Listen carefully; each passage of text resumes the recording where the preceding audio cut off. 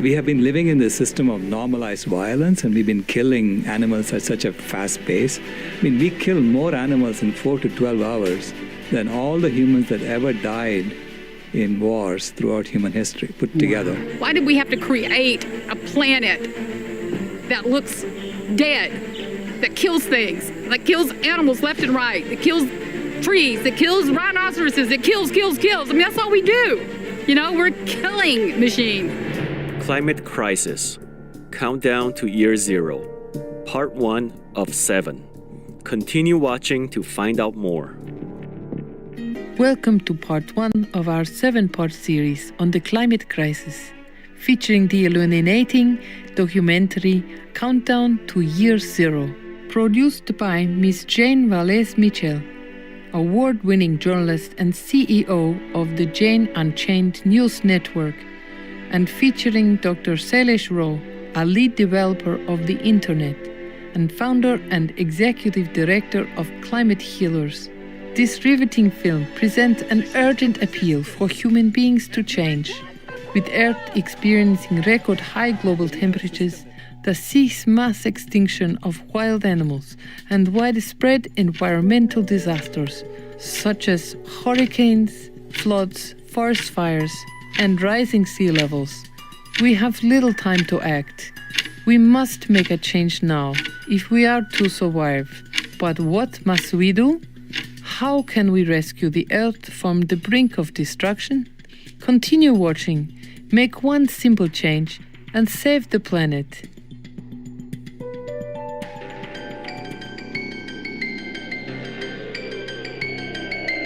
This affects everything. Something that we can all do, and it's something that's really creating a very positive change. Maybe the solution is to look in the mirror.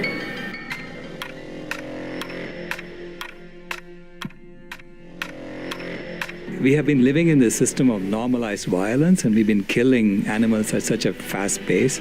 I mean, we kill more animals in 4 to 12 hours than all the humans that ever died in wars throughout human history put together. Why did we have to create a planet that looks dead, that kills things, that kills animals left and right, that kills trees, that kills rhinoceroses, that kills? I mean, that's all we do. You know, we're a killing machine. 52% of all wild vertebrates died between 1970 and 2010, and more of them died in 2010 than they died in 1970. So you can imagine that there is this exponential growth in the killing of wild vertebrates, wild animals. By 2012, it had become 58%. So if we just follow that trend, by 2026, they're going to be 100% gone. When the Earth is ravaged and the animals are dying, a new tribe of people shall come unto the earth, from many colors, classes, creeds, who by their actions and deeds shall make the earth green again. We are here live in Arizona at the headquarters of Voice America Radio with Dr. Sailesh Rao, who is a man who was instrumental in the creation of the Internet. He is going to use the same process that they used to create the Internet to create a vegan world by 2026. First of all, you have to understand why we have to do this so quickly. And so that was the beginning. You know, when I realized how fast we were killing wild animals, if you look at the World Wildlife Fund Living Planet report, it gives you statistics that tell you very clearly we have to change by 2026, otherwise we are in big trouble. When you say big trouble, what do you mean? Death and extinction. This is a very serious issue. If you're killing all the wild animals off, then we're literally killing ourselves off. It's something that we have never ever faced before as humanity. We have been living in this system of normalized violence, and we've been killing animals at such a fast pace. Climate change is an amorphous issue. It's, methane and all sorts of things that we can't really, with our own eyes, calculate. But when I realize that we're giving planet Earth a buzz cut, that we're destroying all the forests in order to grow crops to feed tens of billions of farm animals that we kill every year, then I really got about it, because we're only 7.6 billion humans. Our carbon footprint is not actually that big. The Earth could easily accommodate us, and maybe even a billion more or more than that.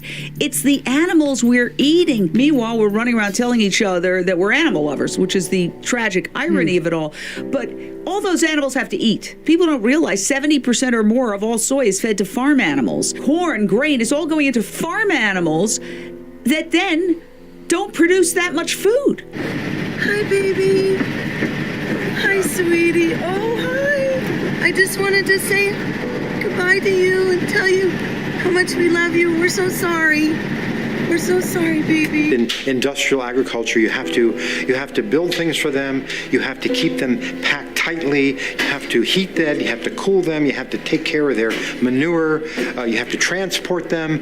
All of the aspects of animal agriculture add up to the single biggest problem, and including methane, which you want to call a cow fart, you can. It takes 8 pounds of grain to produce 1 pound of beef. We could stop destroying the forests. We could end world hunger, human world hunger, by giving that food directly to starving children, and we could save all these animals, and we could stop climate change if we just changed our diets. The struggle to find land in order to grow crops, in order to feed non-human animals, is rapidly depleting the amount of forest that's left. Most people don't even think about the fact that less than a third of the Earth's surface is land.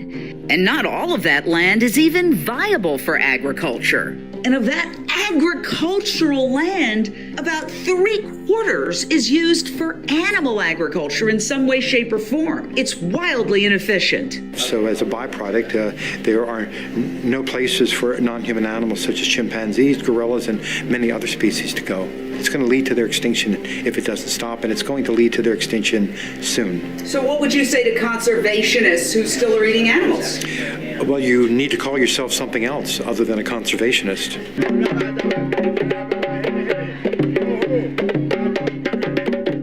What's the problem?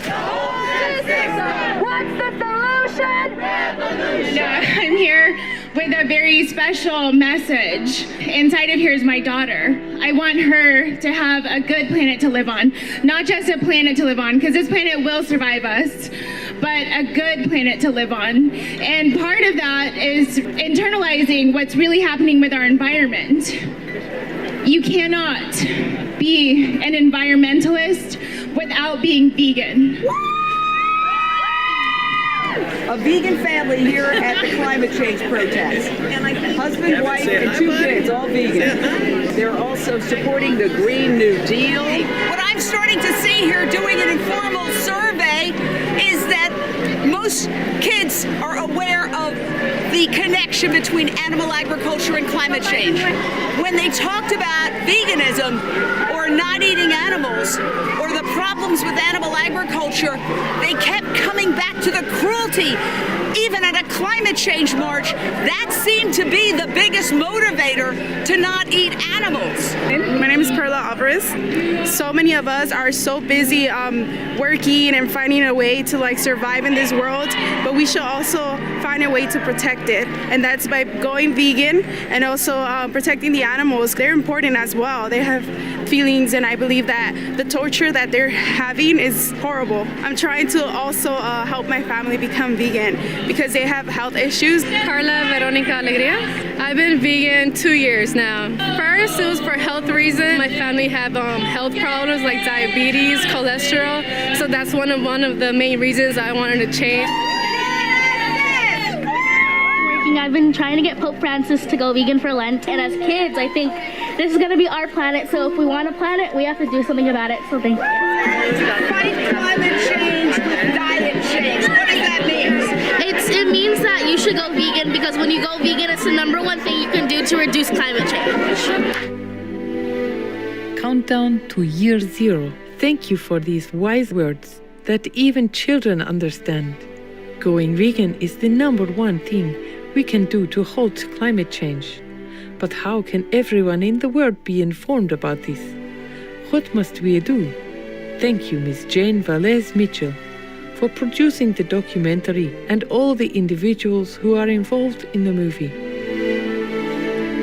caring viewers, thank you for your company today on part 1 of Climate Crisis Countdown to Year Zero.